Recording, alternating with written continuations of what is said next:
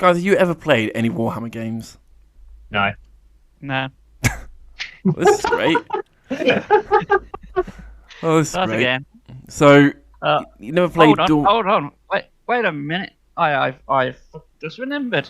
I have played one. I believe it's called Space Marines on the 360 Oh, back in the day. okay. I did finish it. I no longer own it because I believe I rented it.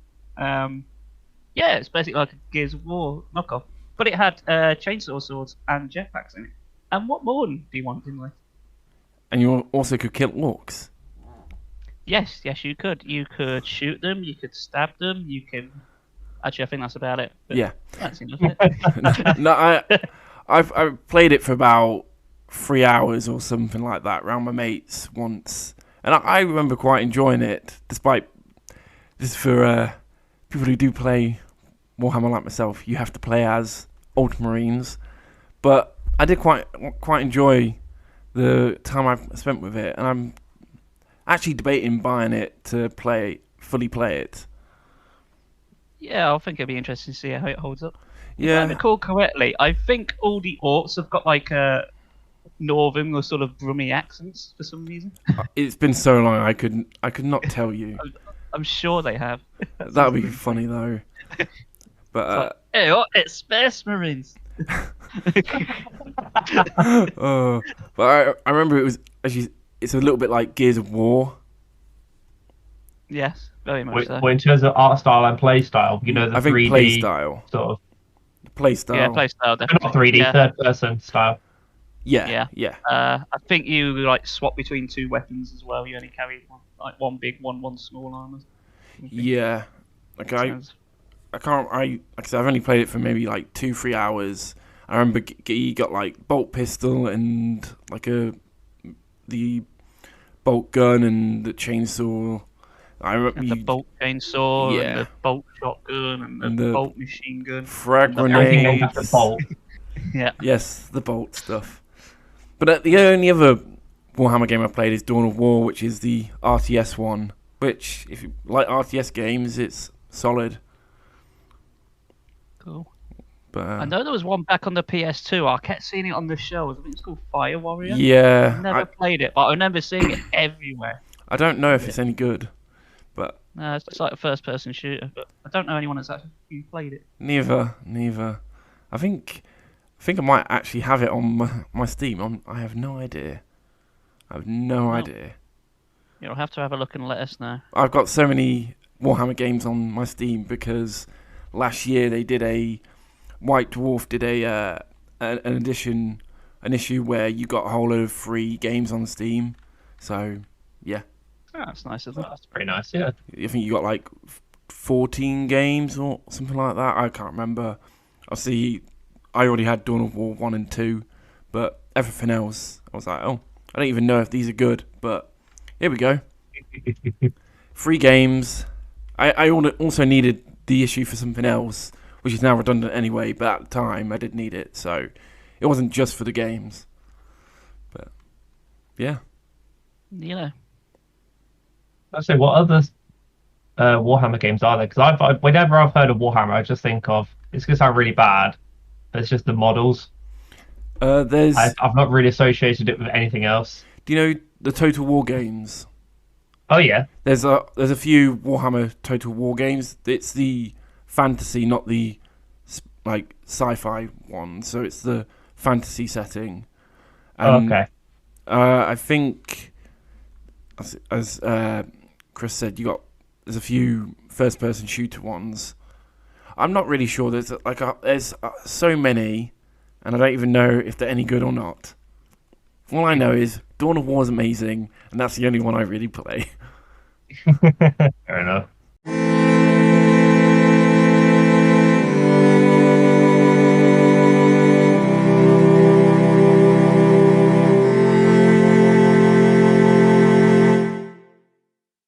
Welcome to the Victory Achieved podcast. We are a video game podcast, and this is episode 10. I'm Dan. Episode 10! Double digits, lads. I'm Dan, and I'm with Brandon and Chris. Hello. Hello. Guys, I finally did it. I beat Skyward Sword after all this time. That's me You know clapping, what? by the way. I don't know if it came from the microphone, but well done. 40 hours. Well, 40 years. You know what? I'd be shocked, I tell you, if you hadn't already messaged us telling us that. I'll be honest. It was really, after all this time, it was really good to finally beat it. And the final boss did remind me of a Dark Souls boss. It reminded me of I'm gonna forget his name now. Oh no, he's done it. I've already messed. I forgot, what's he called? In Dark are you Souls. thinking of the Nameless King? Yes, I was like the Yeah. Nameless something. Yes, Nameless King. It reminded me of Nameless King so much. Actually, it actually reminded me more of a Sekiro boss. I thought that as remember, well. like, the reversal lightning strike. Because Yeah. that's essentially what you do. It was kind of like a mixture of both of them. Like it reminded me of them. But Here's the thing, though. I remember it being a pain in the ass to pull off in portable mode. It's like, sometimes I'll reverse the lightning, other times I'll have the charge on me and nothing will happen. Your sword will swing, but nothing will happen. It hasn't registered properly. I may have made the fight very easy as I drank a Guardian potion before I went in, so I didn't get hit I didn't lose any health for ages. Well, I didn't do that. Well. I did it on my second attempt. I did it first So I sort of time. realised- oh, I didn't use a potion, so. But At yeah, least- once I sort of twigged what was happening, and Yeah. once the motion control sort of went, oh, I see what you're trying to do, and I won them. But I thought it was a good final boss for the game, and obviously Ganondorf takes a lot of inspiration from Demise. Which is odd, really, because Demise Yeah. came out later in the series. Oh, It'll be the other way around, but it's backwards. I know. My brain hurts. Brandon, you should look up Skyward Sword Demise to see if you don't know what Demise looks like. Let me just Google it. Skyward Sword Demise. It kind of looks like Ganondorf if he bought all of the highlighters in the world with his attacks. Rose all over himself. It kind of looks I like see what you mean by looking like a. He looks like Ganondorf, but for all the Genshin players out there, he looks like a cross between Ganondorf and Diluc. no idea who that is, but Red head, big red sword, red hair, wears all black. Yeah, that's probably the best way I could describe him. but I don't know. I think compared to Ganondorf, I think he just doesn't hold as much of a candle. Ganondorf is just the perfect Zelda villain, I think. Yeah. So, has he been the villain in pretty much every Zelda game, or obviously apart from Skyward Sword? Who? What? Ganondorf? Yeah. No. No. He's not even the main villain of most of the games. Oh yeah, there's Ocarina of Time. Not Ocarina of Time, Majora's Mask. Sorry. Yeah, he's only really he's the main villain in Ocarina, Twilight Princess, Wind Waker, and then original Legend of Zelda, games. Link to the Past. And that's it. Okay. And two. Two? Yeah, in the Capcom Zelda games, like the Minish Cap and Forward Swords, it's Jack Gulvati. Oh yeah, I was about to say, yeah, but it's not Ganondorf. Yeah, and it's the same with Link Between Worlds. I've forgotten what he's called. No, that's Ganondorf again. Oh, it's Aghanim, but it's confusing whether that's actually Ganondorf as well. No, doesn't he like consume Ganondorf at the end? Because the final boss, you're fighting him merged with Ganondorf, but Ganondorf is still dead though. I think.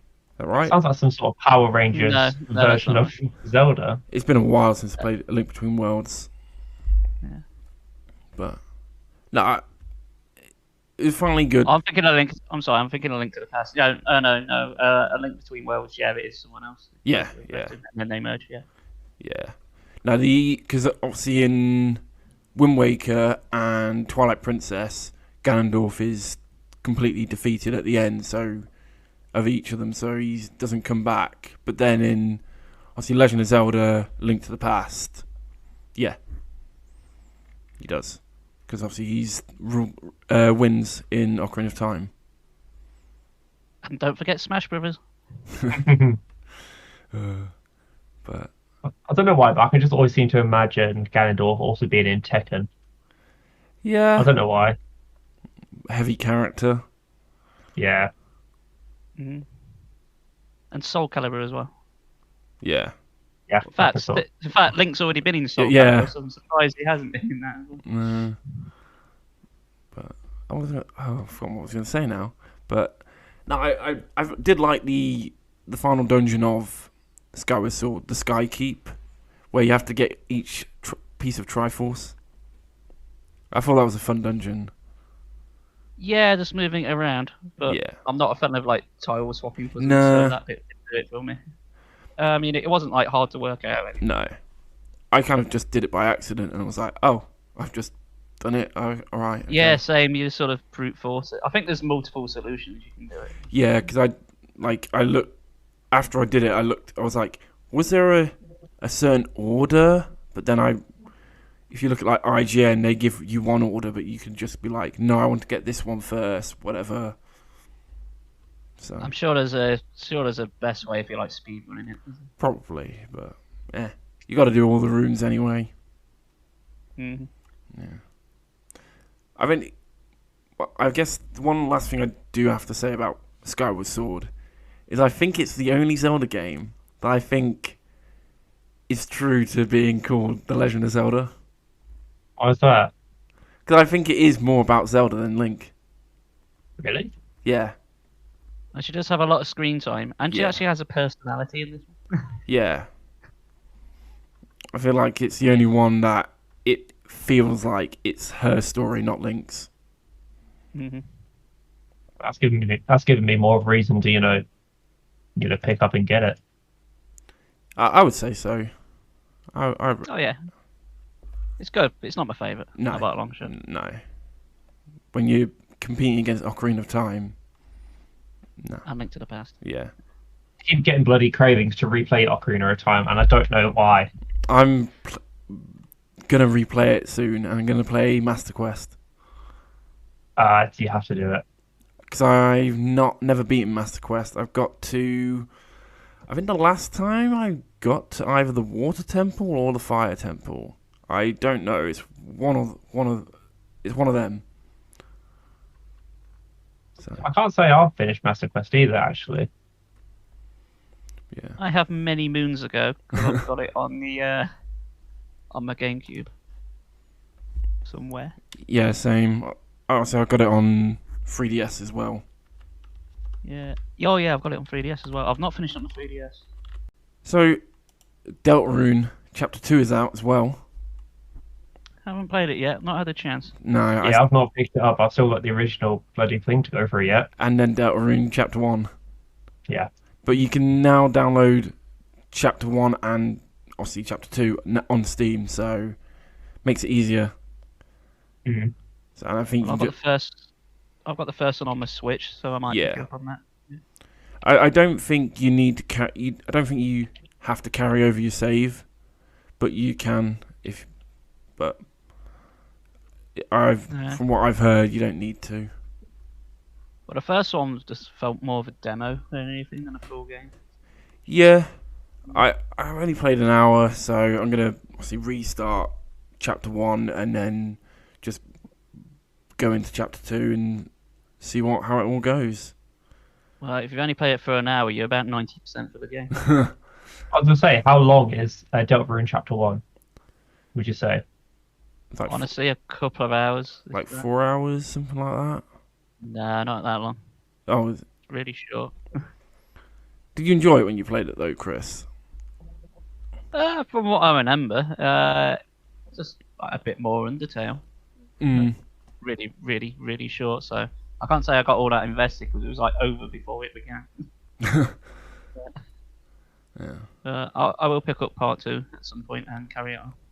Yeah, so I've downloaded it, but I need to play Chapter 1. So So, Chris, you did a 12-hour live stream yesterday. Yes, how did that go? Well, I'm still alive, so yeah, good. So I was raising money for the charity Mind, which is still open to the 2nd of October. Yeah, I did Bloodborne for 12 hours, and it went really well. I sort of steamrolled through it. You did. I wasn't like trying to speedrun or anything. I was just trying to play it through gradually. Used the Hunter Axe. I just went for like a pure melee build because you do just a fuck ton of damage. You just hit like a truck. A bit slow, but yeah, I've got to work with that. So I got to a point where I could have finished the game by 8 hours in, but I looked at the clock and said I still got 4 hours to go. So did all like the optional stuff, did all the bosses. I did all of the DLC bar Orphan of Kos.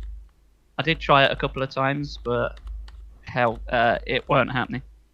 So it's not like I spent time grinding or anything. I was just playing through from area to area. So I think only at one point did I take time after I beat Murgo's Wet Nurse, like right at the end. I just made a couple of trips down one path, just like a couple of loops, just to fill up on some more blood vials, just more healing items and anything, and just get a little bit more XP just for an extra couple of levels because I thought I might need it for the DLC, and I was correct.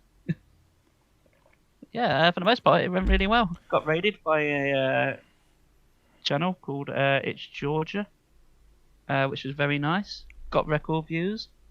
We made a bit of money for Mind. So yeah, really, really good.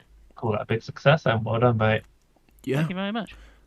I watched most of it, and I thought you did fantastic. I'm amazed that if Father Gascoigne first try within like 20 seconds or something ridiculous. It's really, really quick. I was like, oh, okay. Whenever I watch you play any Souls games, it makes me go, I need to get good at them. Well, I still haven't beaten Sekiro. So if you can beat me to that, in fair play to you. No chance. No fucking chance. Yeah. Oh, come on, you got to do Sekiro. Even I've not streamed that yet. I will do, but I know I'll just get to the last boss and go, yeah, fuck this. The last boss isn't even the worst. I'd say it's the Demon of Hatred. Yeah. Is the worst. Oh, you can cheese him though. Yeah, but the thing is with that battle, it's just a battle of attrition. It's basically whoever's got the highest health pool wins. It's obviously it's going to be him. Yeah, because he's got like 5 health bars. Yeah. But I mean, that's basically what all there is to that fight. Yeah, it's not my favourite fight. No. I mean, Sekiro's fine, but Sekiro's fine, but I much prefer the combat in Dark Souls to Sekiro. Yeah. What was your favourite boss yesterday?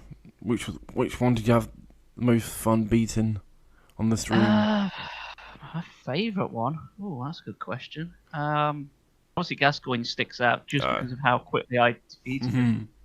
But ones that I dislike doing, let's have a quick think. Shadows of Yharnam was alright. Yeah. Did that first try. I did get a summon for that, but he died very quickly. So it was nearly worthless having it. So I'm surprised I still managed to beat the boss. Bear in mind when you summon people in, the enemy's health pool goes up. Yeah. So I still managed to pull it off. Yeah. So, yeah, that went a lot better than I thought it was going to. I remember when you fought Ludwig, that was obviously you beat it second time, but that was second good. Time, yeah. Yeah, that was a good. I really like that fight.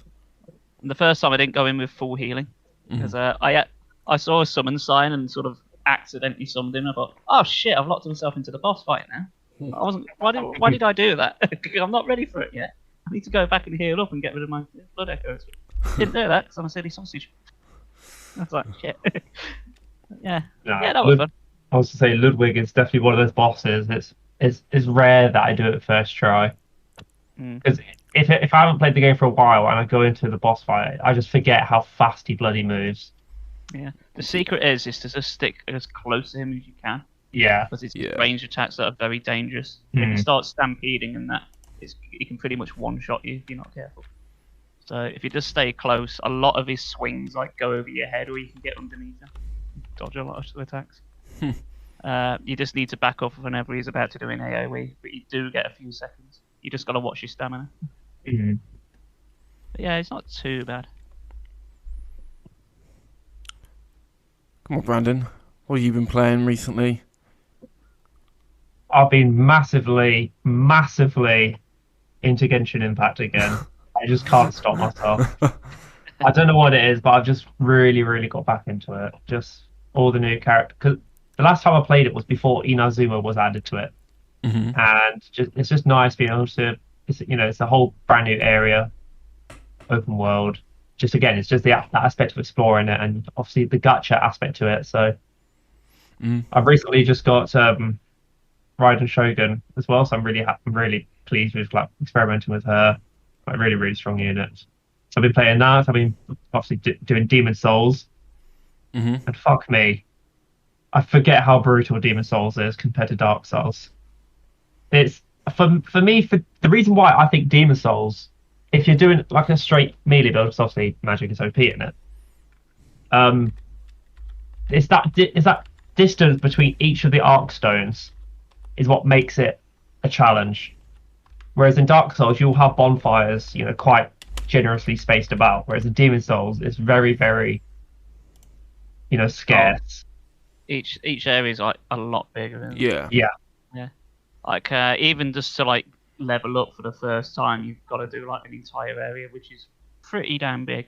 I know you can't, and the fact you can't do it until you get like pretty much against phalanx. Like you can't, especially because they only drop like 3 souls per kill. And you need like hundreds to be able to start. Yeah, it's a bit tight. It's Demon Souls is not a game like the others where you're going to get to like level 200 or something. You're going to finish it about level 80. You just don't get that much XP. No. But how about where about are you on it right now, Brandon? I've beaten the Tower Knight. Cool. I've beaten. Obviously, I gave up on the Flame Lurker because fuck him. For now. I've done. I think I'm on area 2 of the swamp. Bugger that area. I hate swamp. Yes, I'm trying to get through that. Is it? The good thing about the swamp area is the bosses are really easy. Yeah. It's the areas that are difficult. Oh god, don't get me started. You know that very first area of the swamp, Budget Blighttown? Yeah. Jesus Christ, I was there for 5 days trying to get past it. I got to a point where I just gave up and I went to the storm area. Yeah. I went there because the enemies there drop like a massive amount of souls. So I just basically went there just to grind my levels up, just to go back to the swamp area where they only drop like 13 souls per kill. Oh my god, that area. I'll tell you a secret, like what I've done every time I played Demon Souls is done something similar. Like after I've done Phalanx, I just go straight to like the first area, like the Storm Keep, and just kill those skeletons for a bit. They're still hard to kill at that level, like at level 1, but you can go up like 10 levels easy. Yeah, that's literally what I've been doing because I've had no choice. Yeah, because enemies go from like dropping, as you say, like 3 experience to like 300. And it's like, oh, that's a big chunk. That's effectively everything I've been playing.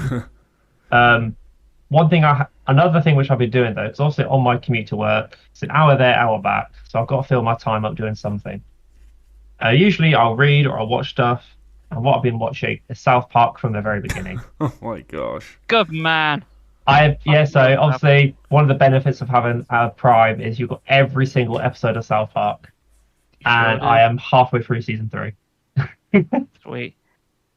Yeah, you hear it in his voice, don't you? I think that's why I've got the tick from. I keep saying it. It's you channeling your inner Cartman. It's been nice watching it, and the other thing as well, it's made me want to replay the Nintendo 64 game of it as well. Oh, I still have that. I loved it a bit. I played it a couple of years ago, and of course the first thought was like, how the fuck do I control this again? I've got one analog stick. What? Yeah, it is very clunky to play and everything, but it was definitely so fun to play as a kid.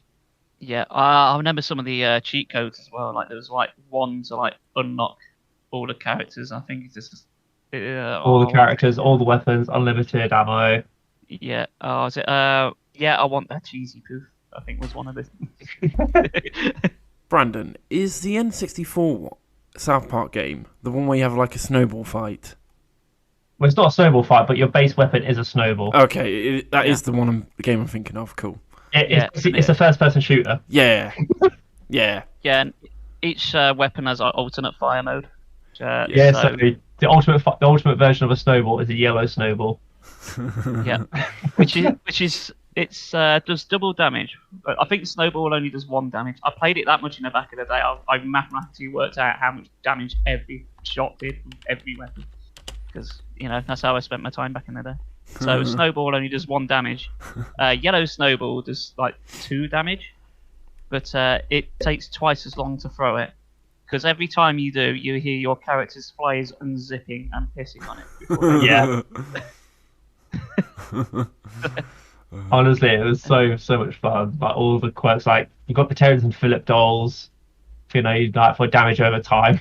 Like that's how intricate it is. Like you got some weapons which do damage over time. You got some. Yeah. It was so good. The main gripe I had with the game is the last area, Toy Town. Mm-hmm.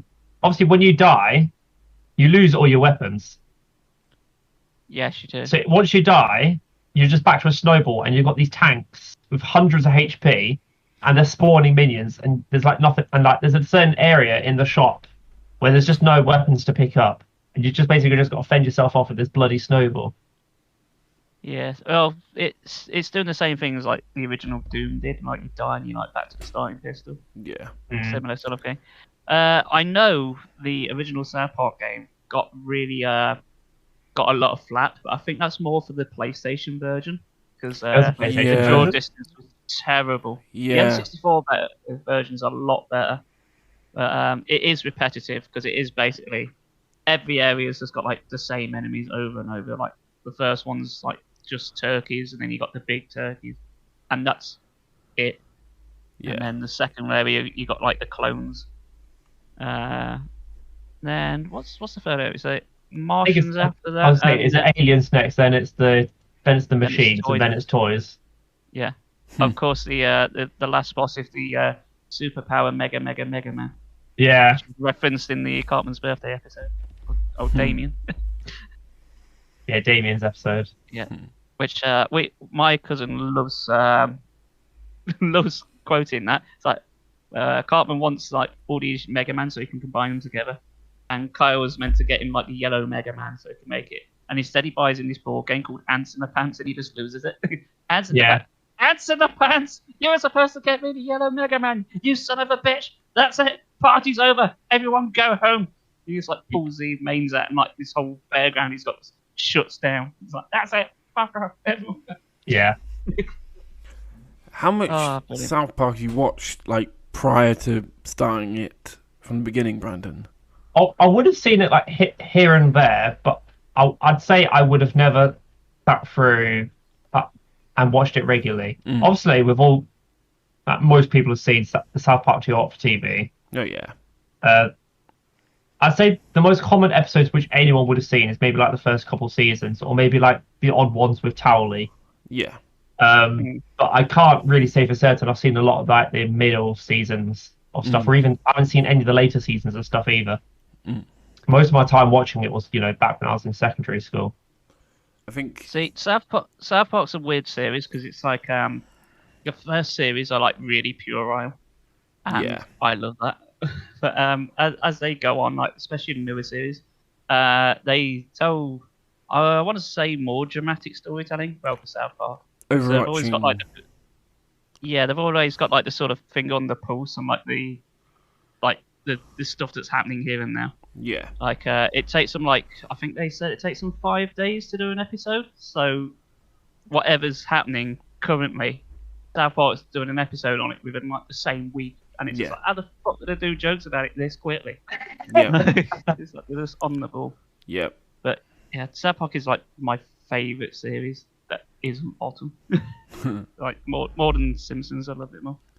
I was going to say that's one thing I don't see myself going through and watching every episode of Simpsons. I might do I might give it a chance, like just to give it more of a taste. I think it's the early seasons. I think when you get to like, I'm not really sure which season, but when you get to like a certain point with Simpsons, you just best leaving it.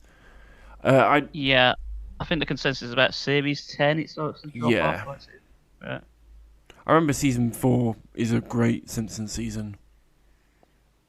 Season 5 for me, because that's got the Bart gets an elephant in it, which is my single favourite episode. I think that's got the Hank Scorpio episode in it as well, season 5. Oh yeah, that's brilliant. You only move twice. Yeah. I love that. Which I think a lot of people cite as their favourite episode. No? I don't know. There's so many great Simpsons episodes. I'm planning to rewatch a whole load of them at some point. There is a list from another podcast, funny enough. I need to get that list, and I was gonna go through it all. And I think that Hank Scorpion one is one of them. Because someone on that podcast hasn't watched Simpsons, so they were going through the list. Yeah, I know. Like back in the day, it was just like everyone just loved The Simpsons. Like I understand people now saying they don't like The Simpsons if they've only watched like the newer series because of how it's gone. I think I don't really watch it. I don't really watch it much, but I think I do still really like The Simpsons. Yeah. Yeah, it's just one of those things. If someone turns around and says, "Oh, I don't like The Simpsons," I'm like, what the fuck are you on about? Have you seen Itchy and Scratchy Land? What's wrong with you? Have you not seen the Lord of the Flies episode? The episode I quote most in my life. I love the Itchy and Scratchy one again. That is good. It's got a line that even my dad really likes. It's the same one. We just go, "No one ruins our holiday apart from me and maybe the boy."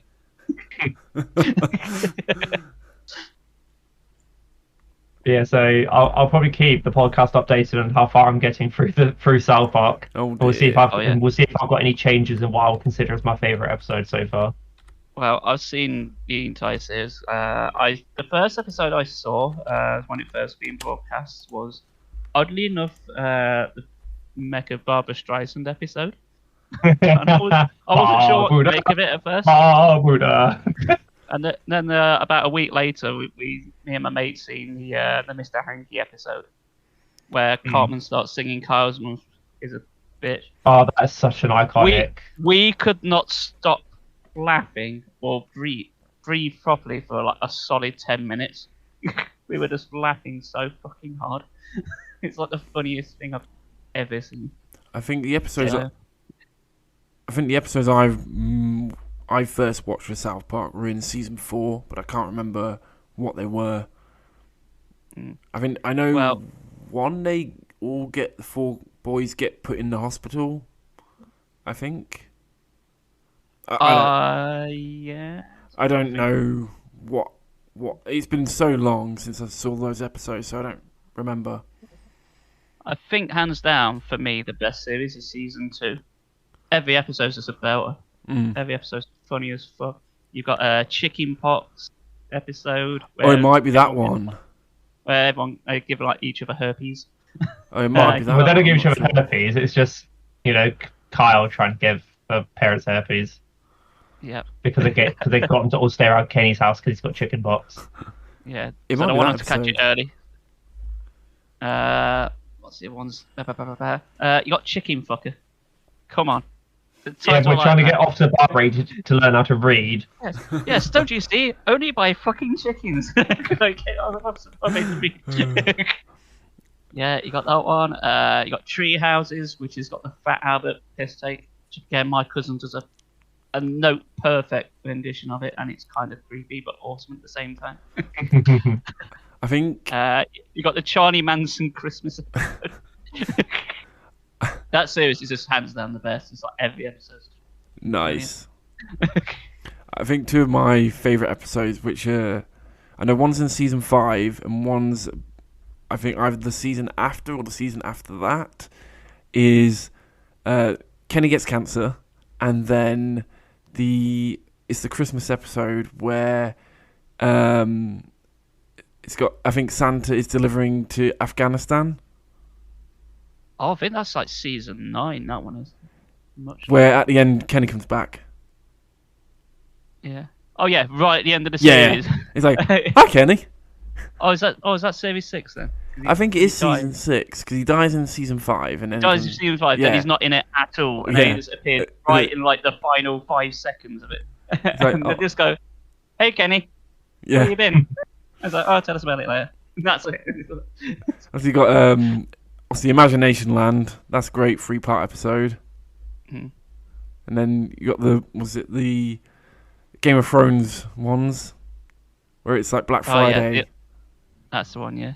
Yeah, you've even got right on the security guards who looks like the Hound. Yeah. And it's like, why are we riding on horses? The dicks. I think the most memorable ones I know is the World of Warcraft episode. Yeah. I think I played because of the DVDs. Yeah. Yeah. And I think the other one I remember is when they start to microwave their testicles. Oh, medicinal fried chicken. Yeah, so they can get weed for their cancer. They went, oh, well, you don't have cancer, you can't have weed, so Randy just sticks his balls in the microwave. And it works.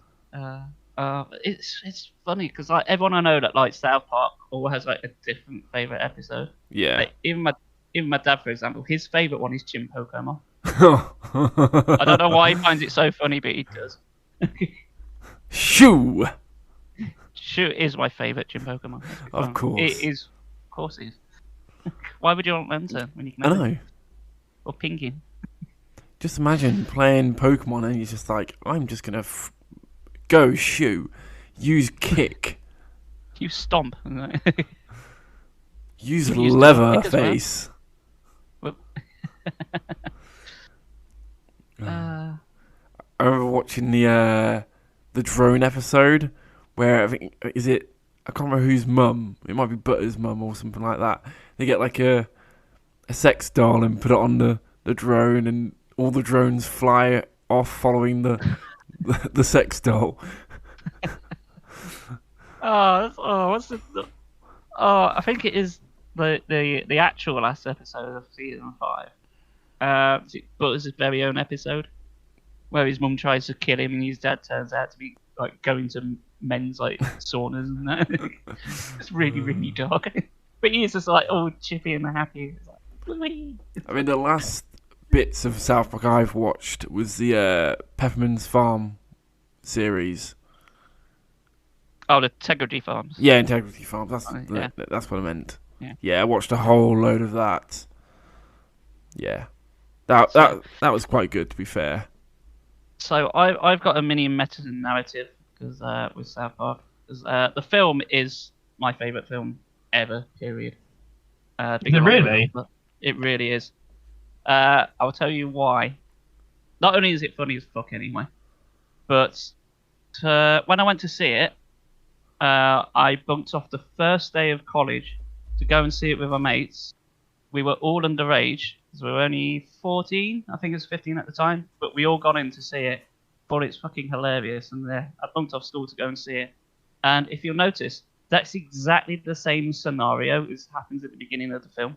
Yeah. We pretty much just did that. Minus the singing, of course. I would say, obviously, aside from maybe a friend, going to hell. Yeah, maybe. I don't think my mum tried to invade Canada as well. But, but I've not been watching the 24/7, so I might be wrong on that. Yeah, but one of those friends that went with him is like my longest mate ever. You might know him as Lone Wolf on my chat. Still pops up. So I've been his mate since I was 4 years old. So we have a long history of that. It's the same mate we watched the Christmas episode of South Park with as well. So we have a long history of it. And my cousin loves it as well, so we're very close on that. So it's a series very close to near and dear to my heart. It's really nice. Also it says fucking dildo a lot. So I'm gonna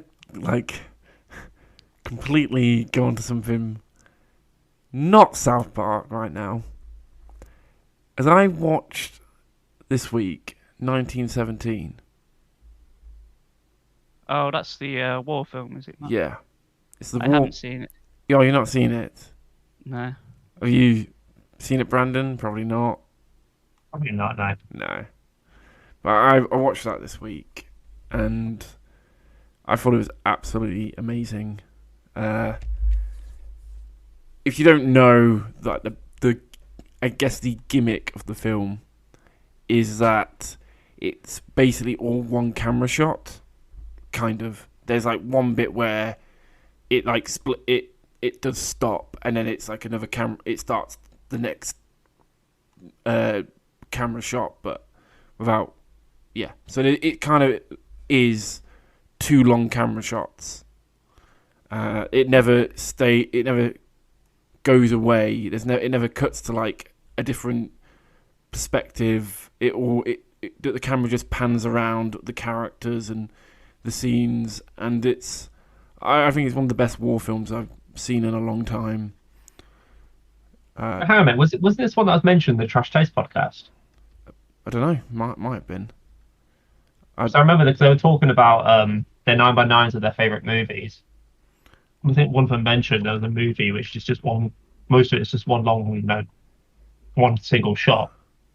So it might have been from that. That's probably where I might have. Because when you started mentioning that, I think that's where I started to, get thoughts of, is it this? Yeah. Well, it's on Netflix right now, so if you got Netflix, there you go. I've after watching it, I really wished I could have seen it on the big screen in the cinema.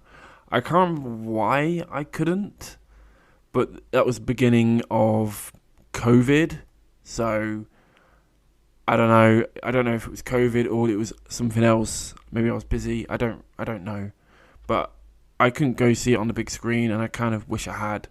It was fantastic. It has these great moments of humanity. Like there's a bit with I think it's a French woman. I'm not sure, French or German. I think it's French, and like the moment of humanity there is fantastic. And there's a few other bits like that throughout the film, as well as like the action is great. It had a really good balance of like these great quiet moments and then these great action set pieces that are just incredible, and the cinematography is like some of the best I've ever seen. I thought it was fantastic. Oh, good. Oh, I don't watch many war films. I did watch one a little while back, which I really did like though. Have you guys seen Hacksaw Ridge? Oh no, I really want to watch that. Really want to watch that. So, quick rundown of Hacksaw Ridge. Stars Andrew Garfield. Yes. It's a true story of a medic in the war who gets basically conscripted, but he fails like basic training because he's a medic and he doesn't want to fire off any firearms, so he fails. Eventually, he gets in due to plot reasons. But again, it's all based on a true story, and it's really well done.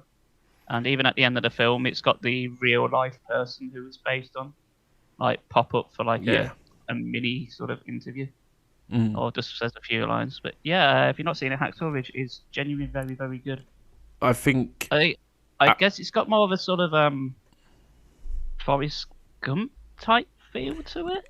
From what I remember seeing of trailers, I think I can see where you come from with that. Yeah, it's still very good though, and I do highly recommend it. Even like the story of 1917 is loosely based on real events. Obviously, the whole story is fictional, but like what it's about probably would have happened in some capacity. And the battle, or the attack it surrounds, I think is a real attack in World War One. But cool. I think after seeing 1917, I think I'm going to give Hacksaw Ridge a watch. I think it's about time myself. Yeah, it's very good. I do highly recommend it. Yeah. No, it's a one that made me change my mind on like Andrew Garfield, because I watched like Amazing Spider-Man. Yeah. Thought that was alright. Amazing Spider-Man 2, I thought that was shit, and that sort of soured my opinion on him. But then I seen Hacksaw Ridge and no, he was a pretty good actor. I think he's a good actor. I think the Spider-Man films are a bit of a mixed bag for him. So, guys, changing subject again. We're battling through these. We had a request for a question, didn't we? We did. On the Facebook. Somebody asked us, and the question they asked was, "What's the worst games we've ever played, and what was the most underrated console?" Yes. Shall we go with first? underrated console before we talk about the worst games? I think that'll be easier first. Yeah, go on then. Come on, Brandon, you start. I would say if I had to label an underrated console, I think I'm probably going to say the PS1. Okay. Really? I really, really do think, because if you just think about, the scope of the games which came out on the PS1. Also, we had Final Fantasy 7, 8, and 9 making their debut on the PS1. Crash Bandicoot, Spyro. Yeah, we had Crash Bandicoot, we had Spyro, we had a big bulk of the Digimon. Well, we had the start of the Digimon World games on the PS1, which I absolutely adored. We had Yu-Gi-Oh! Forbidden Memories on the PS1. Tomb Raider.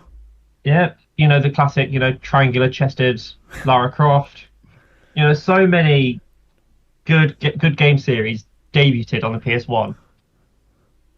So I'd probably say, yeah, I think PS1 is quite underrated for what it gave us.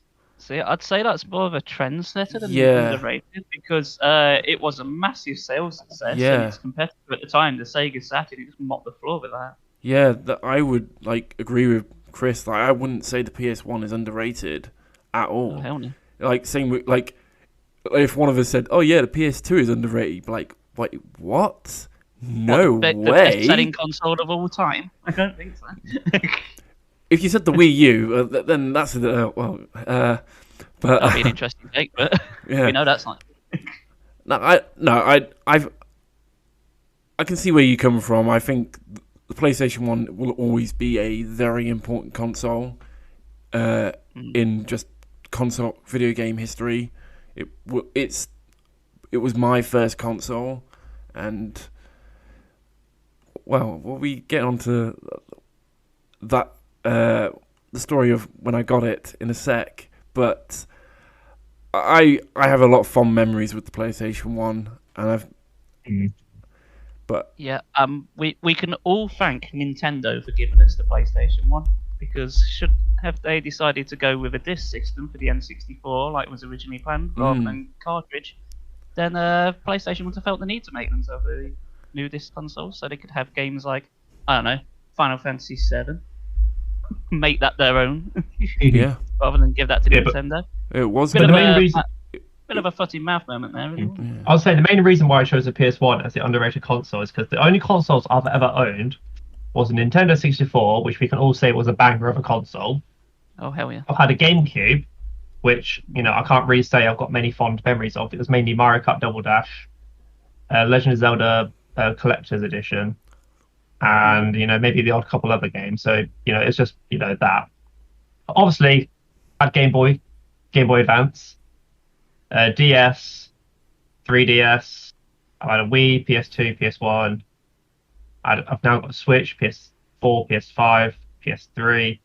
But I think of all of those, I think the PS1, or obviously the PS2 is, it's a very well-known console for what it gave us. But I don't know, because I haven't really played any of the older consoles, so I can't really say that one of the older consoles are underrated. Well, I haven't got an opinion on them because I've never played them.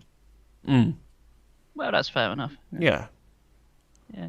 I mean, you brought up some good points. Oh, yeah. As I say, it's a very good trendsetter. But it just it was the building blocks for what was to come. Yeah. In fact, if anything, the PlayStation 1 is underrated, and so is the PlayStation 2, just because they're the only PlayStation consoles that don't have a Dark Souls game on them. And that's just sad. But there is, I can't what it's unless called. you count Kingsfield. Yeah, that's what I was about to mention. About to say Kingsfield. Because that was from Software. Wait, was it? It was, yes. Yeah. Now, fun thing about Kingsfield is I did play that on the PS1 back in the day. PS2. And it is hard as fuck. It's said, to make things confusing, the Kingsfield we got was actually Kingsfield 2.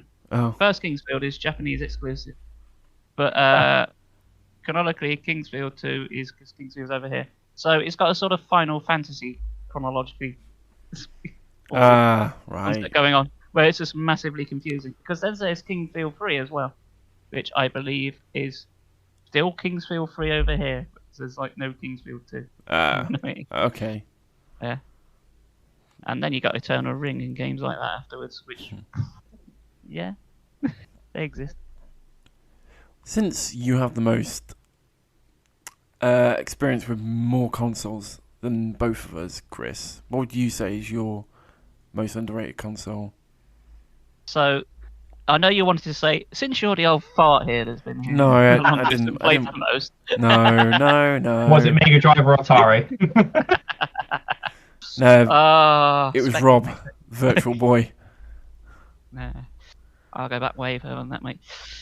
Okay, so my pick for the most underrated console, I'm sure you've heard of it, but yes, it is an older one.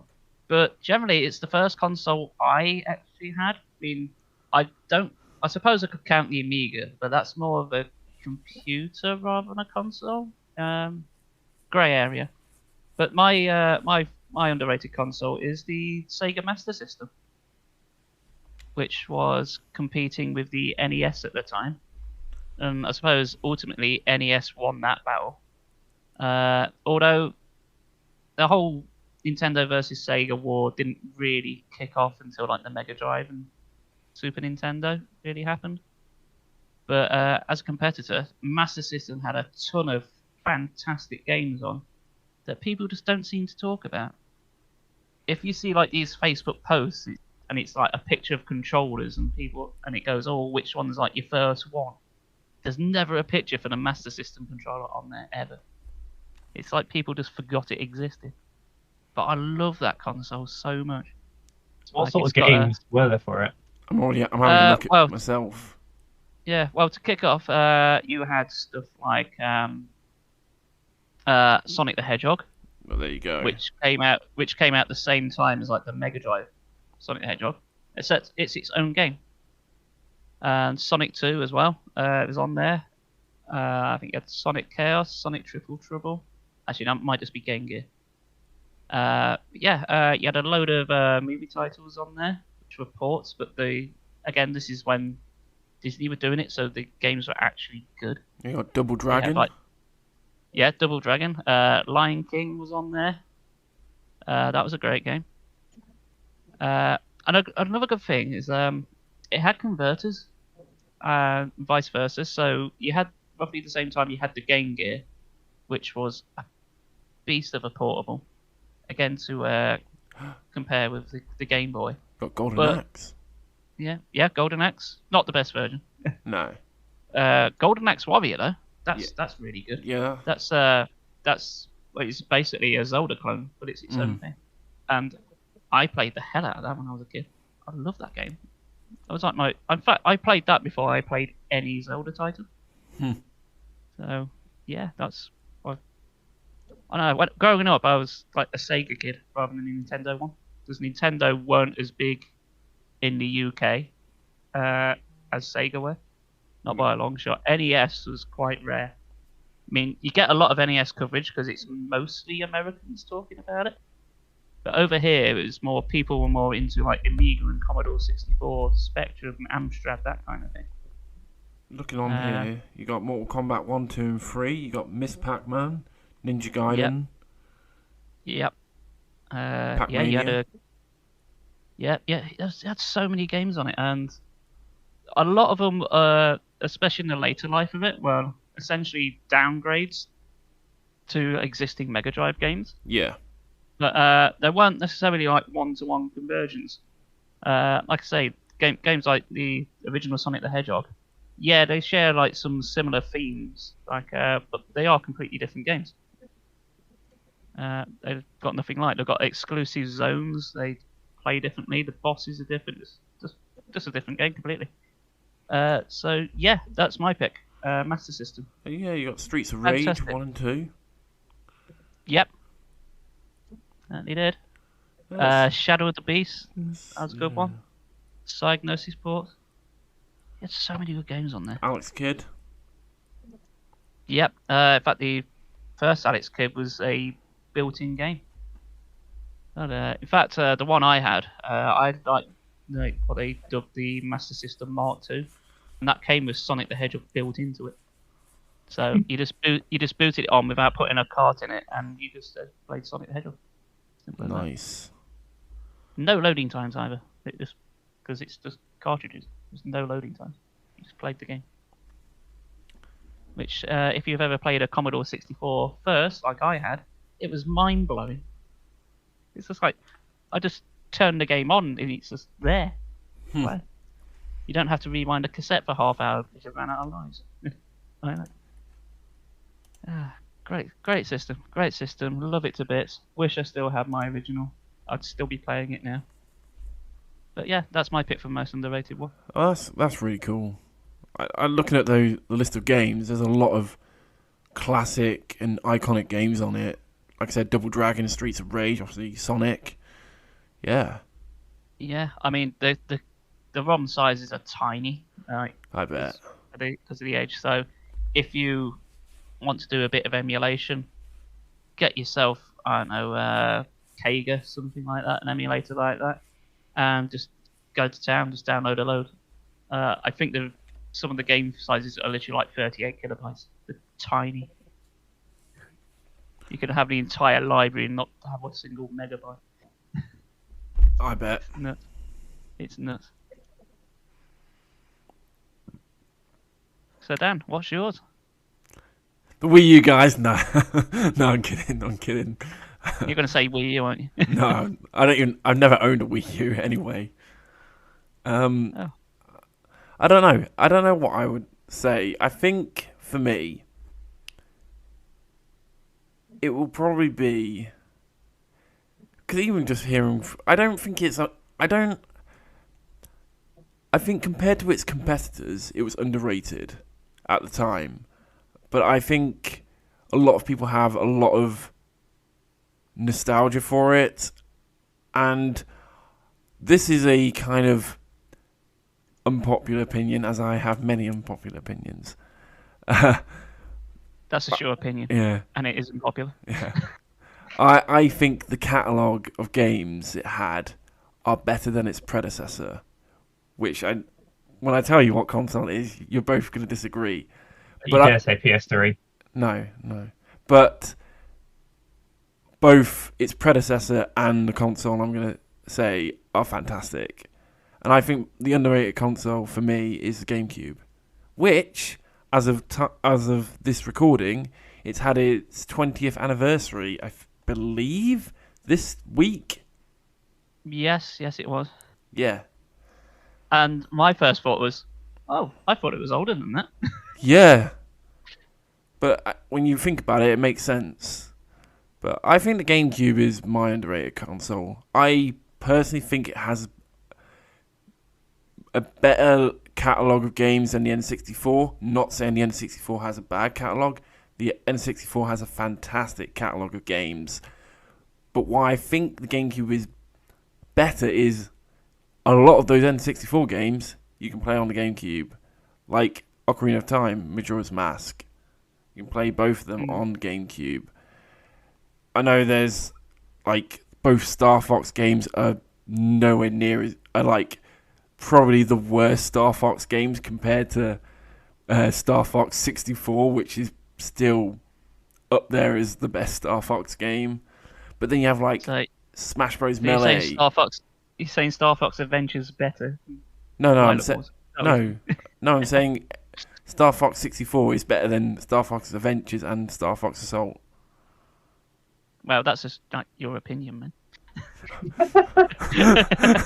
It is, but put it this way: I've got a copy of Star Fox Adventures on my shelf that I'm staring at right now, and I don't have a copy of Lilac Wars. I've got Assault and Adventures and 64. But I play Star Fox. I really like Star Fox, to be honest. No, I think the GameCube. I think all that was great about the N64 was made better on the GameCube, and I think the problem with the GameCube is it was competing against the PlayStation 2 and the Xbox, which were just had these. They were titans. Yeah, but I think the GameCube just had a fantastic library of games. I think I have more GameCube games than any other console. Have you seen my PS2 collection? Is monstrous. Like it is so huge. My GameCube and then my PS2 are what I have the most games of. But like you have what's it? I forgot which game I was going to mention. For example, you have Mario Kart 64, great game. I just think Double Dash took everything, was like a new spin on it, and I honestly think it was better. I'm not saying. Yeah, I agree. Double Dash was better. I'm not saying 64 was bad, but 64 is a great Mario Kart. But I think Double Dash was better. Wind Waker, I don't think it was as good as Ocarina of Time, but Wind Waker was the first Zelda game I really fell in love with. And the version I got, I could play Ocarina of Time on. So I could play Ocarina of Time as well. And you have like Metroid Prime 2, which are amazing first-person shooters. I just think that there's just so many great games on the GameCube, and I think it just took everything that was absolutely amazing about the N64 and just refined it. Yeah, and it's got Super Monkey Ball on it as well. It does, yeah. But that was also on the PS2 as well, though, I think. Don't think so. Is it not? Oh. Don't think so. It was... No, it wouldn't have done, because it's Sega developed. Those delightful people who gave us the Master System. And they sure as fuck weren't doing titles for the PlayStation at that point. I think they did later on, a few years down the line, but Monkey Ball was at launch. And it's when they stopped doing the Dreamcast, and that's how they first partnered it with Nintendo. Yeah. No, I just have a lot of fond memories of the GameCube, and I still play a lot of the GameCube games. Like you have like Super Mario Sunshine. I know people are, is that better than 64? Some people say it is, some people say it isn't. I like both, but I'm not going to say I don't really have a favourite out of the two. I kind of like them for kind of both the same for different reasons. But I think the GameCube was great in a lot of ways. I think sadly it kind of is also the killer of a lot of great Nintendo franchises. Kind of like Star Fox in some ways. It kind of was the killer of it. And F-Zero. The last proper F-Zero game was on the GameCube, which was amazing, but it's kind of killed the franchise.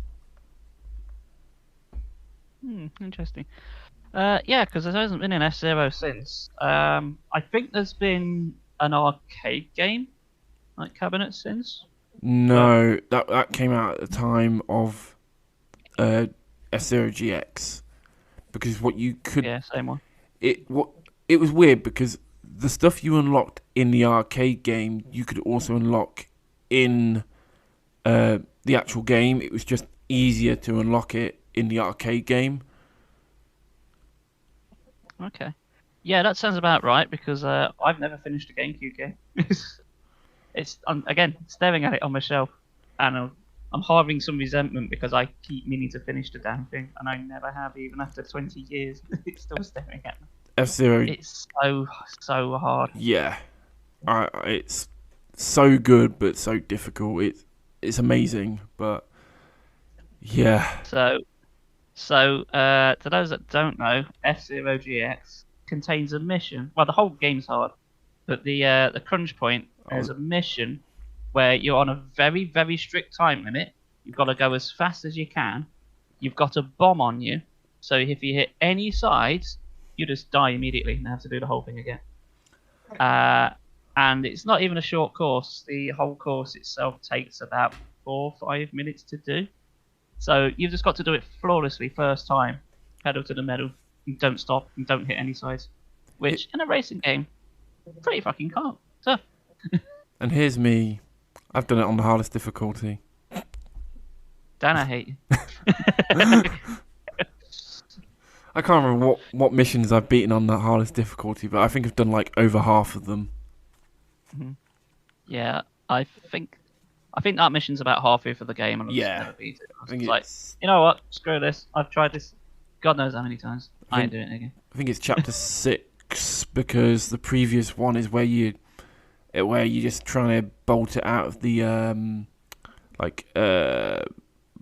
power plant, and you got Jodie Summers, and you're just like bombing it through like a little straight course, and then the next bit, Black Bull, and it's just like, I put a bomb on your car. Drive.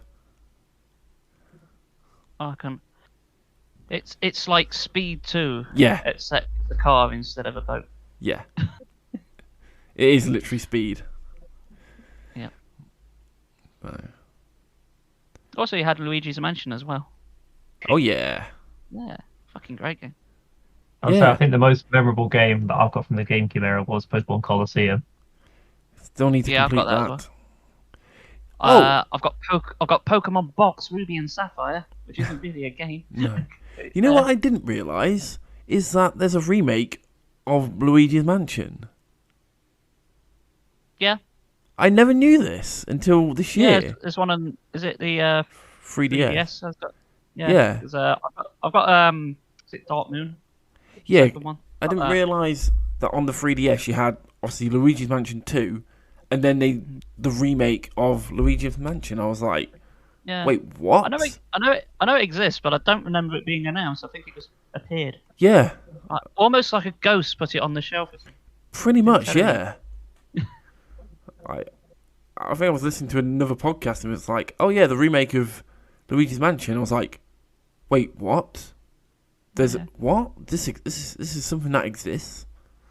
I can't remember what they've really done to it to like justify it. I think it's more of the support, just with some added features. I don't think it's like a full-on remake. I think they've basically like put some touch screens on the map. Yeah. So you can see what's there. I think that's probably about it. I know Luigi's Mansion 3 is meant to be really good. I have finished it a while back. I don't own it, but I did borrow it off a friend.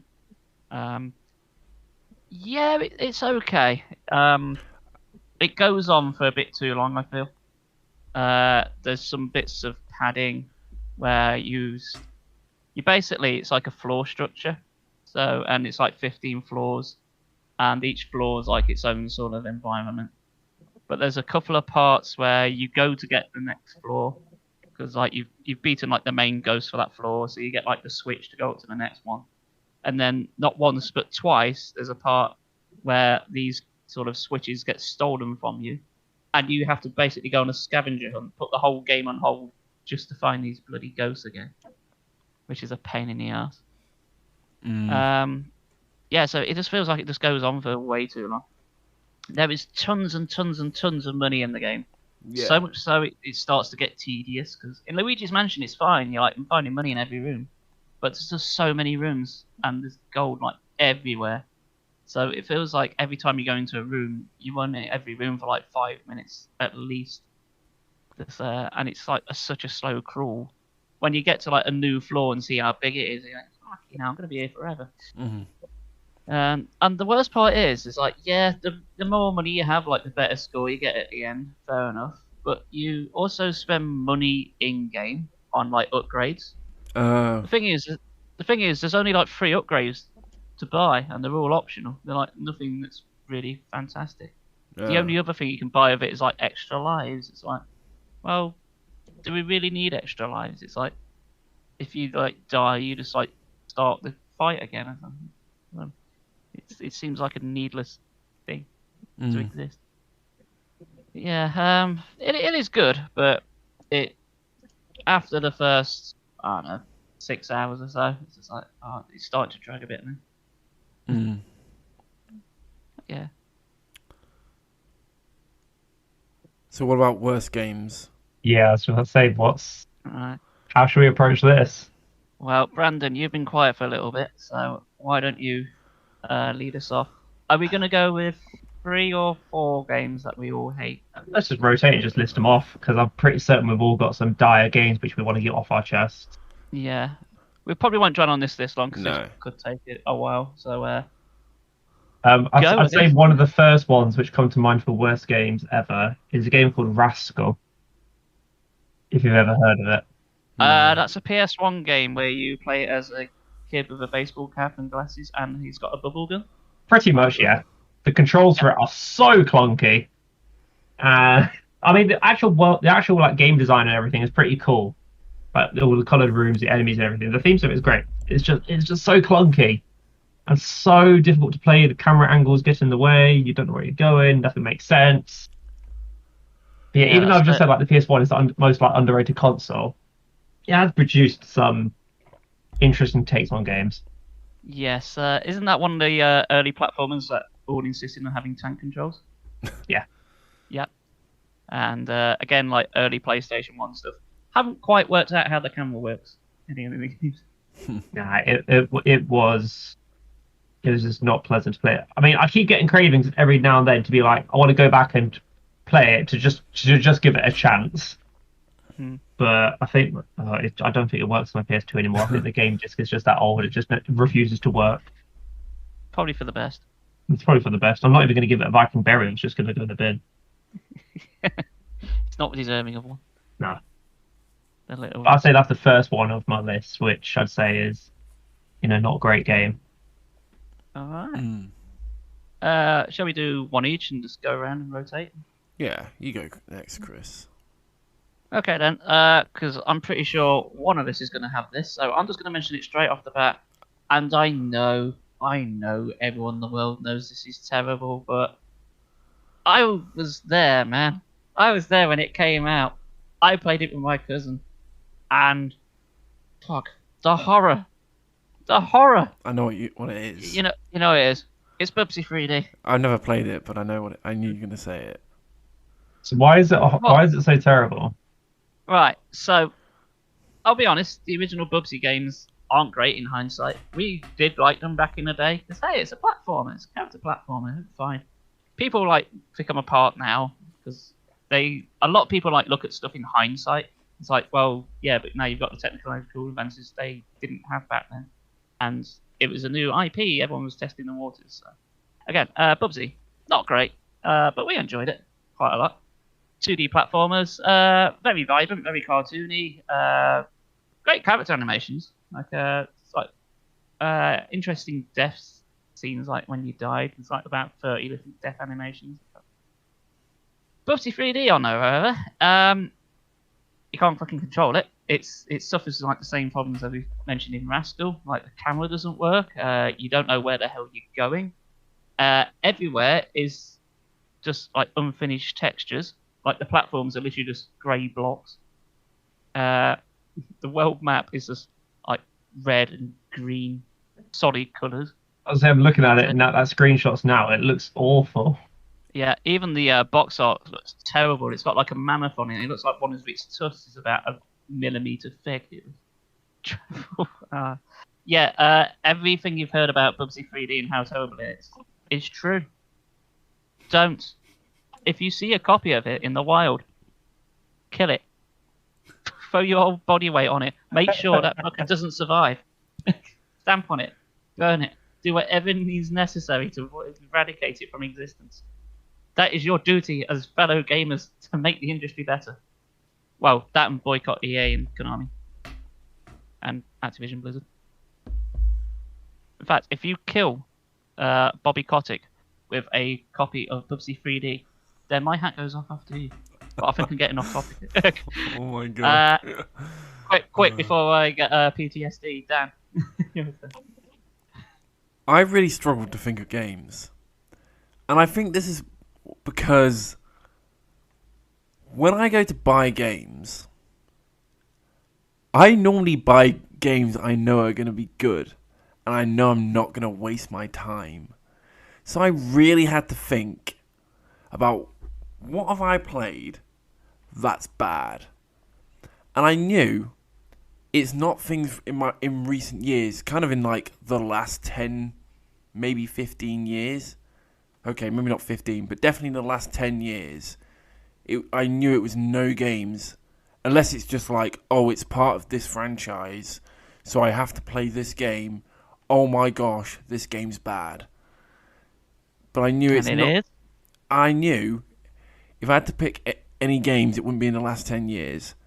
So when we were talking about the PS1 earlier, Brandon and Chris, and I said it was my first console, I got 2 games with it. I remember this kind of says it all.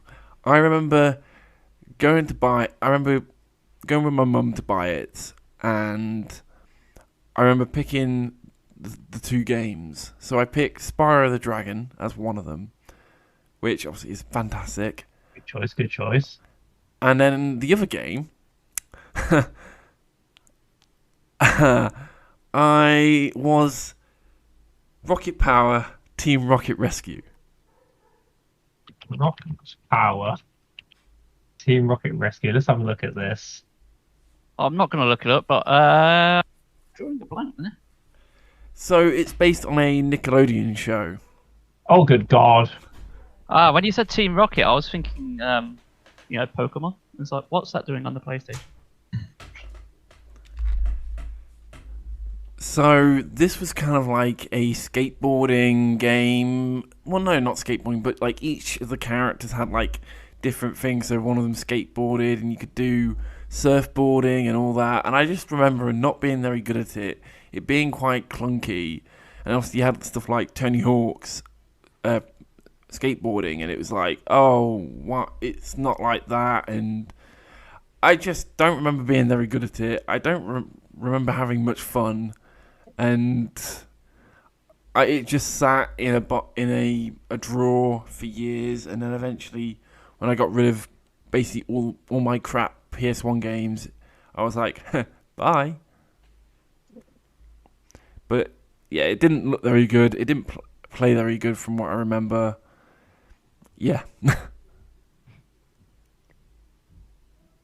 Well, seeing as we've always said, like, the PS1's an underrated console, we all love that console. All of us have picked PS1 games as number 1, like the first one we talked about. What a weird coincidence. But that brings us back down to Brandon again. Okay, so I'm just trying to remember what it's called. I did have it literally on the tip of my tongue. Let me guess, you've mentally blocked it out. It's that horrific. I think I have actually mentally blocked it around. Right, can you just go back to you, Chris, while I think about what it's bloody called? All right, then, skip a turn. Right, fine. Right, now, picture the scene. It's 2006. It's your 21st birthday. You go on a day trip to London. You're having a lovely time. And your dad goes, "It's your birthday, son. I know you're 21, but would you like any game that you would like from game?" And I went, yes, I would. I would like the game that's only just come out and has got a lot of hype behind it, and it's one of my favourite mascots everywhere, because this little blue person was on the Sega Master System and many other Sega consoles. Oh, I know. You've probably pieced this together when I said it was 2006. It is, of course, Rocket Knight Adventures. No. It's Sonic 06. Before you go any further, yeah, the main theme of this game is an absolute banger. It's done by Zebrahead, and it's an absolute banger. Maybe so, Dan. Maybe so. But the game, oh no. I never get that far in. So I booted it up when it just came out. For my birthday, fucking the new Sonic game. I was really excited, as you are when you're a 21-year-old and you've got a Blue Hedgehog game to play. And but I popped it in my disk drive, waited it for it to load, continued to wait for it to load, and then I got the main title screen. Then, excitedly, I pressed the start button, and then I waited for it to load. Continued to wait for it to load. Then I had a cutscene. And that happened. And I thought, that's a bit weird. Remember, I hadn't seen like anything about the game. I just thought, why are there humanoid people apart from Dr. Robotnik in this universe? I mean, okay, I'll fly with it. I'll give it this. The intro scene is very pretty. There's a lot going on. But after that, I thought, right, time to do it fast. Got to do it fast. But I was slightly marred by the fact I was waiting for it to load. And waited and waited and waited. And I think it was now my 31st birthday when I finally got round to playing the first stage. Which wasn't actually a stage, it was a hub. So you talk to people. When you talk to people, the game loads. When you finally go into a stage, it loads, because of course it does. And then you finally get to play the damn game for about 2 minutes. And in that 2 minutes, everything is broken. Physics just don't work. You go up, you run up a ramp, you do a loop-de-loop, and you stand upside down at the top of the loop and just stop immediately because the physics has just decided it doesn't want to work today. Yeah, and then you finally get onto flat land, in which you immediately just fall straight for the floor for no reason other than apparently that floor is fake, and the physics just don't apply anymore. The whole game is broken. Everything is broken. Oh, that's bad. Send help. How much? I got as far, even after multiple times of trying to play it, because it's a new game, and even a few years down the line, I thought, is it really that bad? Shall I give it another shot? So I did. No. I got as far as like the first fight against the character Silver, and you can get into an endless death loop, except it's not an endless death loop because you can't die. He throws you against the wall, so you knock all your wings, but in the position you do it in, you just immediately pick up the ring again. There's no time limit, so you're just stuck there forever and ever and ever and ever and ever. On the plus side, that wasn't a loading screen. It was actual gameplay, except you couldn't do anything. At least the loading screen had a little flashy graphic that went across every now and again. But no. So that was my experiences with Sonic 06. No. Don't. Stick with Sonic Adventure 2. The camera's horrible, but it's at least playable. How much do you know about Sonic 06, Brandon? I know absolutely nothing. So I didn't even really know it until you mentioned about it. So would you like to play a game where a girl falls in love with a humanoid girl falls in love with Sonic, and then she sacrifices herself to save Sonic? I'm sorry. Please don't. I think she even makes out with him. Oh, come on, really? There's something like that. I've got this image of Sonic and me just looking at him, and I've got like the line from like Godfather. It's like, my boy, look what they've done to my boy. The only redeeming factor of Sonic 06 is the song His World by Zebrahead. The only other redeeming thing is the disc makes for an okay frisbee, which you could use to throw at Bobby Kotick's head. All right, Dan, your go. So you know when I said I don't really buy bad games. Oh god, here we go. Unless it's part of a franchise that I hold very dear to my heart. I didn't actually buy this game, funny enough, but it was part of a franchise that was very dear to my heart at the time. It kind of still is, not as much as it once was. But it's Final Fantasy. Final Fantasy 2. Oh, really? I hate Final Fantasy 2. Oh my gosh. The leveling up system is kind of broken. And so, do you know anything about Final Fantasy 14? Nope. Okay. Not really. So, when Final Fantasy 14 originally came out, it had the exact same leveling system as Final Fantasy 2. And it was a commercial bomb. Is this the Final Fantasy 14 when it first came out before they Yep. ripped it and restarted again? It was terrible. And Then they made a Realm Reborn, and from what I hear, it's absolutely fantastic. But the thing is, the original Final Fantasy XIV used the terrible leveling up system in Final Fantasy II. Final Fantasy II, its leveling system is where you kind of have to play into the enemies. So there's no levels. So you can't level up. There's no experience system. No. So if you want to like upgrade your health, you need to get hit. And it's like, if you want to upgrade your magic, you have to use your magic. It's just not fun. I remember playing for like a couple hours. I thought I was leveling up. I wasn't. And I just basically went, this game is shit. I can't believe this is Final Fantasy. Fuck this. I bet it has a fantastic story, but I'm never going to experience it because I can't level up. I can't do anything. I'll give you a spoiler, Dan. No, the story's a bit crap. Cool. Come on, Brandon. I have beaten Final Fantasy 2 on the GBA, the Dawn of Souls version. Yeah. I think that's a bit better than like the original. That's the version I played. On paper, the level up system doesn't sound too bad. No. Because when you think about it, Skyrim's got a very similar leveling system. Like you use the skills to get better. You use the skills to get better at it. But it's also got their health, stamina, another thing. So I can see where they're coming from. But if you do want to break the game, don't use any weapons. Just use barehanded. Everyone will get like a shrug. It doesn't cost any money. You level up in barehanded quite quick. Everyone will just hit like shrugs. Even your white mages. Barehand all the way. I nearly choked my drink when you said the white mages. Yeah.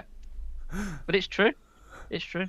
I can just imagine it's like, heal, boom!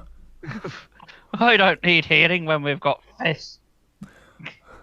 I can just imagine it, just the white mage just like healing them and then just going, it's just doing like a falcon punch into just a random enemy. The white mage is played by Arnold Schwarzenegger. Brandon, you've got to do 2 now. You got to catch up. Okay, so the first one I was thinking of was a Flash game, but I just cannot remember for the life of me what it was called. I can barely remember what it entailed, but I just remember having a very, very bad experience playing with it, and it gave my computer a virus at the same time. So it was that bad. My computer even gave up doing it. But again, this could be an unpopular opinion, but for me personally, some of the worst games ever, I just cannot and will not like the FIFA franchise.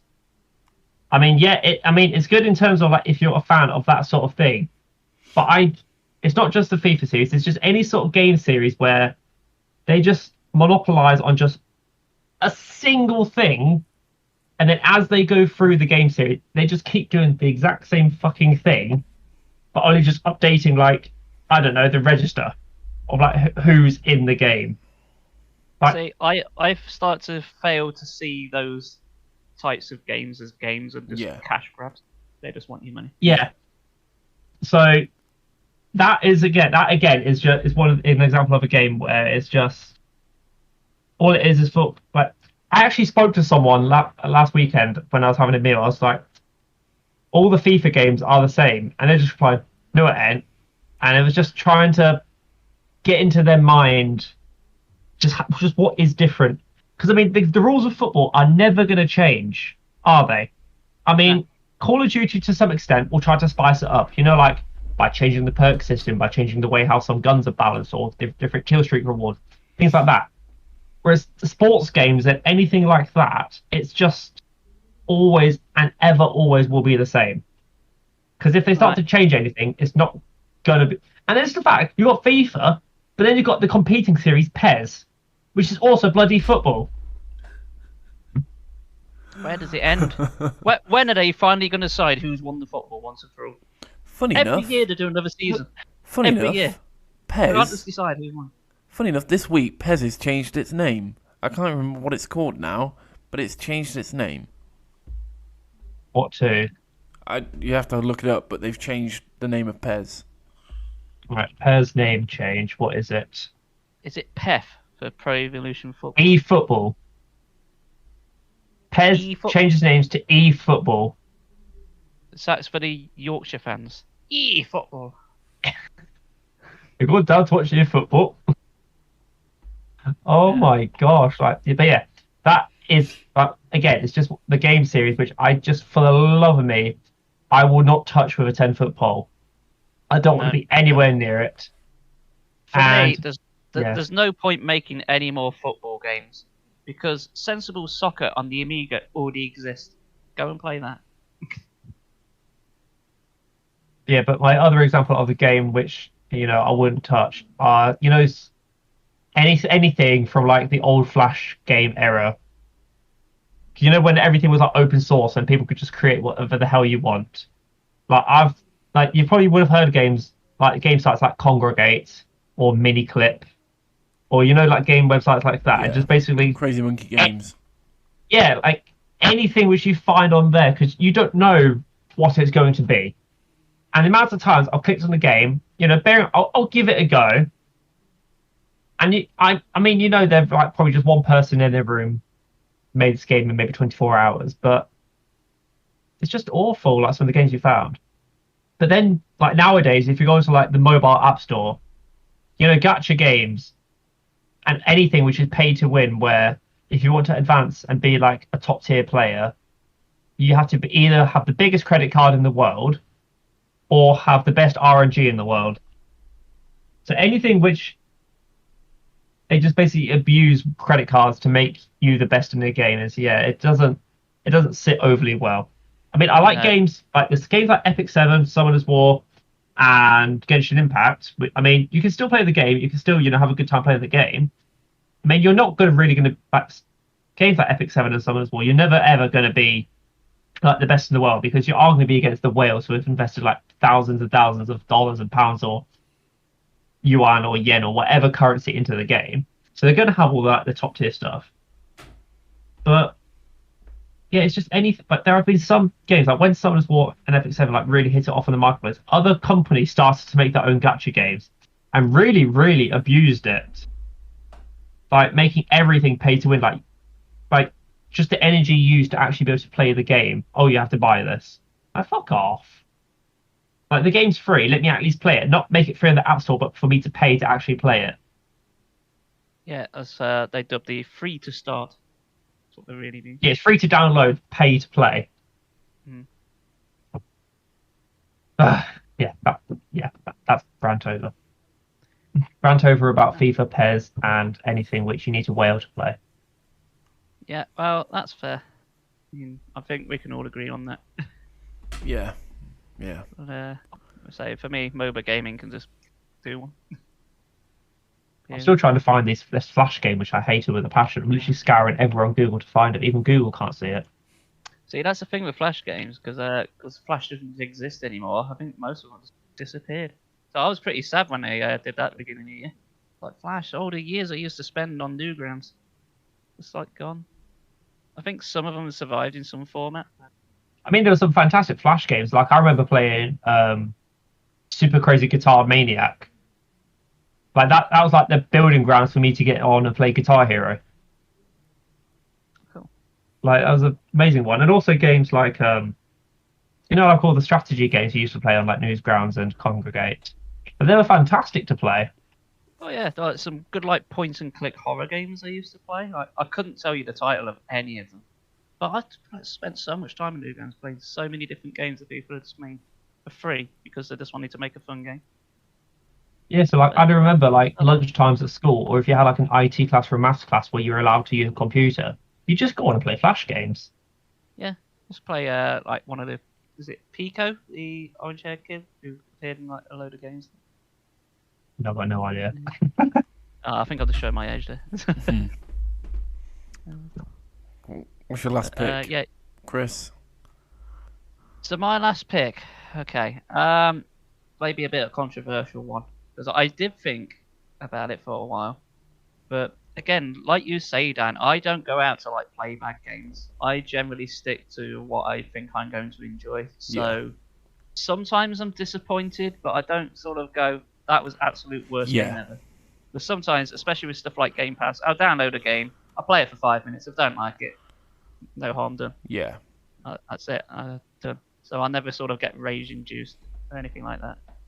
But if you thought I was going to go through an entire podcast without mentioning Resident Evil 6, you were wrong. Because I'm not gonna harp on that.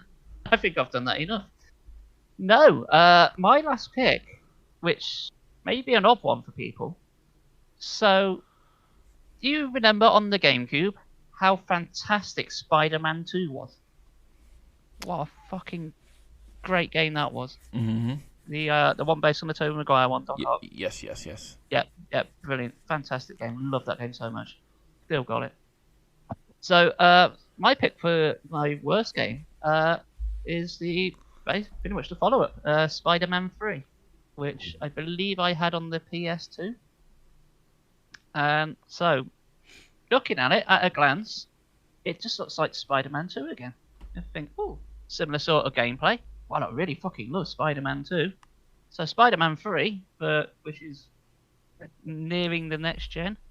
In fact, it might have been 360 I played it on. Can't remember.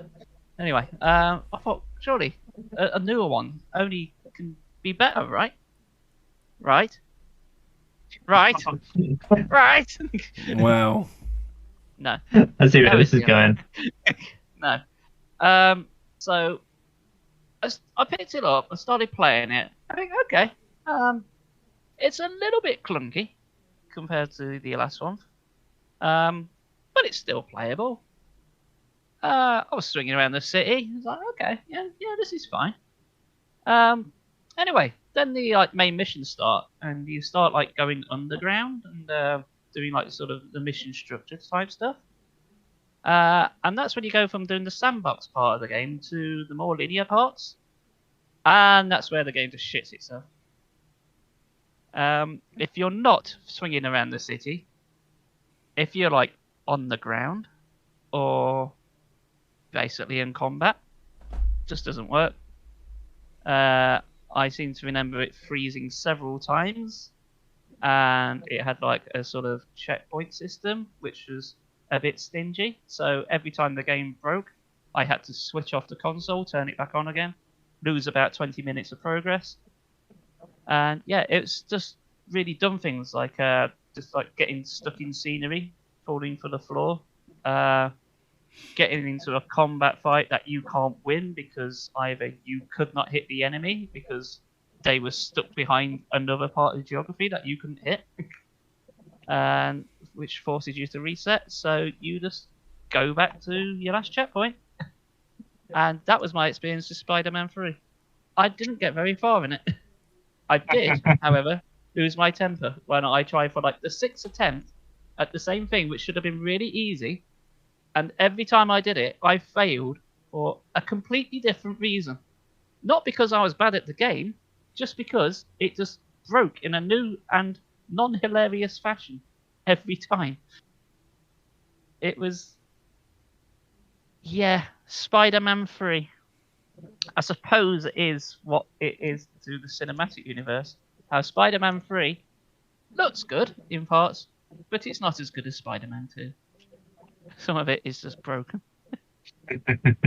Yeah, there's an analogy for you. It's not the best one, but I think it did still have Bruce Campbell's voiceover in it, so 10 out of 10. Best, worst game ever, in my opinion. But I don't know if people's memories on that vary differently to mine, but that was my memories of Spider-Man 3.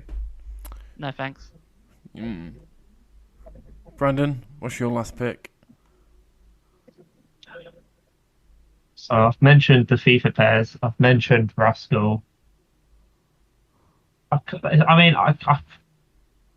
guess as we've all said, we don't purposely go out our way to try and play the worst games of all time.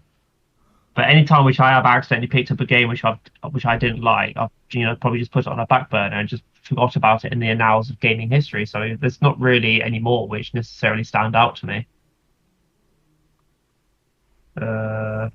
Yeah, I can't really think of anything now. Have you got any more which stand out? Hello? Yeah. I've got two, but I'm only going to mention one of them. And Well, I'll tell you what. If you've got two, you have one, and the other one can be Brandon's honorary third game. So they're on. I recently actually went to replay it. Funny enough, because I was like, I remember playing it as a kid and really enjoying it. I remember watching my brother play it as a kid, and I remember him really enjoying it. So it must be a good game. And then I played it this year, and I was like, oh my gosh, this is terrible. I don't know why my brother played it for so many hours. I don't even know if he's actually going to listen to this episode, but it's called NES Open. What's that? It's a golf game featuring Mario and Luigi. It's the original Mario golf game. And it's shit. I hope you can swing that golf club, because I fucking couldn't. That's just I think I know the game you're on about. This NES Golf. Like I know the box art. I know what it was. It's on the Switch. If you want to play it, you can go on. Is it? You can go on the Switch, go on the Nintendo Entertainment System stuff, and it's there. I think it is noteworthy of being like one of the first examples of like the Mario Brothers being in something other than a platform. Yeah. So there's that. I remember it looking quite nice, but other than that, no. Yeah, and the gameplay is just like basically two bars, one that goes sideways, one that goes up, and that's pretty much it. And you know how another game. You know how I mentioned how I thought the GameCube refined a lot of the N64 titles. For example, you had GoldenEye on the N64, and then on banger of a game. And then on the GameCube, you had Nightfire, which is a banger. It was the closest you could get to GoldenEye, the modern GoldenEye. And then on the Wii, there was Quantum of Solace, and I thought, this would be a good game, because I really like Nightfire and GoldenEye, so this should be just like them. I was wrong. It's a very clunky game. The controls, because it's the Wii Remote and Nunchuk, aren't the best. I think you have to use like the gun thing. I just don't remember it being very fun, and yeah, it just wasn't very good at all.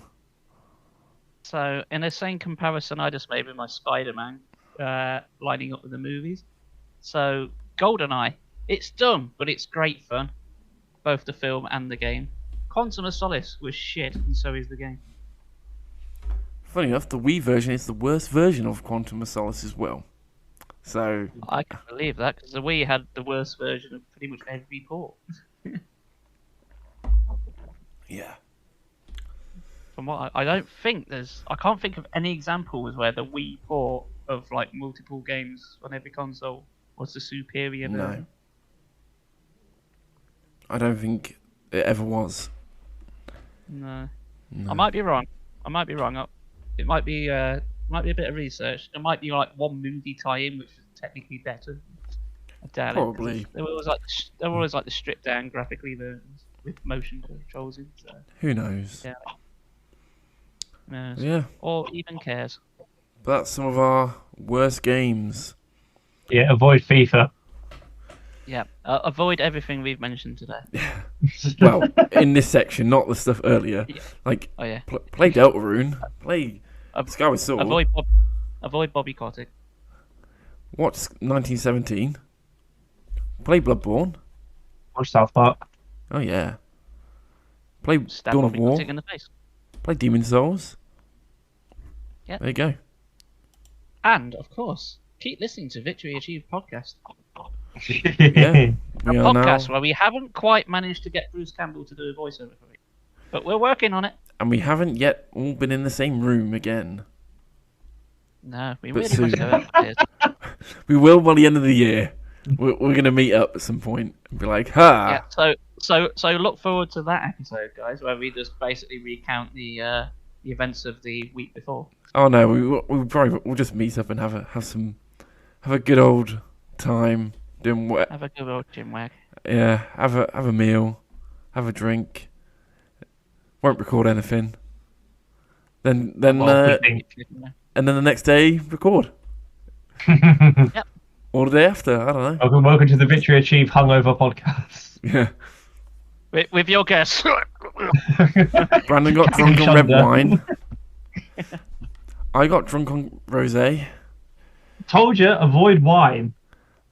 Chris got drunk on everything. I may have, when I went away, I may have had a whole bottle of rosé to myself, and then the rest of the night was a blackout. Or in your case, a rosé out. Yeah.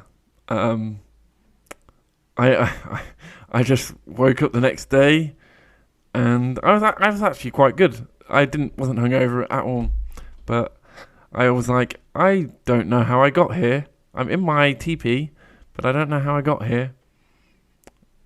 And I could tell something had occurred. Something had occurred. Something to do with rosé. I could just tell I got quite drunk. That's all. I could tell I got drunk. I think I woke up and was like, I definitely got really drunk last night. I know I did. I can tell by all the stains down my front of my shirt. Oh, I wasn't wearing my shirt. Oh, that's definitely a giveaway. No, it's not really. It was next to my bed. I've assumed you were in public. No. Yeah. That's episode 10, guys. Episode 10 in the bag, guys. Well, what can we say, guys? 10 episodes. Fuck. Well, you know how many TV series and that don't make it this long? Yeah, that is it. That is quite true. Band. We're smashing it. I'd just like to say thank you to everyone who has been listening. If you have any complaints with the podcast, direct them at Bobby Kotick, because he's my punching bag for today. But any praise, yeah, chuck it at us. We love praise. We've listened to you today. That's why I've answered your questions today. And if you don't want us to keep barking on about I don't know, Resident Evil 6 like every single episode, then yeah, shoot us more questions. We'll quite happily answer them. At least I don't have to talk about Skyward Sword for a next episode. No, I've beaten it. Yeah. It'd just be Brandon next. We could. I mean, Yeah, just like for like the last 5 episodes. Let's yeah, keep it going. Five episodes in a row. Just be like, all right, time now to talk about Skyward again. Yeah, this is now the Skyward podcast. On this time on Skyward Sword, I started getting the gratitude crystals. I've nearly got all 80. Oh my god, I got to like 40 and thought, fuck this. I think I've done like 60. Anyway. Yeah. Anyway, stop. Quick. More games exist. Let's talk about them. Yeah. So I'll see you two will be streaming this next coming week. Yes. I am doing a Fire Red with only fire Pokemon tonight. I did a bit of research. I can have Charmander up until Route 8 and that's it. And then I can get Growlithe, Flareon, Celadon City, and Ponyta after the 7th gym, and that's going to be my entire team. Yay. Yeah, well, you're not going to use Flareon anyway, but yeah. Well, it's a top party member, so I'll take what I can get. It'll be the one you won't use, because Flareon's terrible. Oh yeah, but he's there. He just makes it. He's wonderful. I can have. Yeah. What makes it interesting is I did look on YouTube to see if anyone's done it, and nobody has. There's been I know I mentioned it on the stream yesterday, but the top video that comes up, like some guy has done it, but he used ROM hacks to get Vulpix and Magmar from Leaf Green. So I thought, well, that's not using Fire Red only, then, is it? they're not in the game. They're not in that version. So, okay. So I'm going to be here first. So yeah, why don't you jump on and make YouTube history? And there Say we hi, go. YouTube. And I think with that is our victory achieved. And yeah, as soon as we start talking about our Pokemon challenge, Yeah. it's time to call it a day. Quick. Chris is going to make history tonight. Well, by the time this is out, it'll be 2 weeks after. But yeah, by the time it's out, he's already made history. Yeah, he's already made history. But by the time this is out, in more ways than one. Yeah, you've probably seen me in the papers where it says strange person arrested for weird things he said online. While quoting Bottom. Alright. Like always, guys, be safe. It's a crazy world out there with COVID. Sure is. And with everything else. Yeah. No. Right, peace out, everyone. Taffy Bojangles. We'll see you soon. Bye, guys.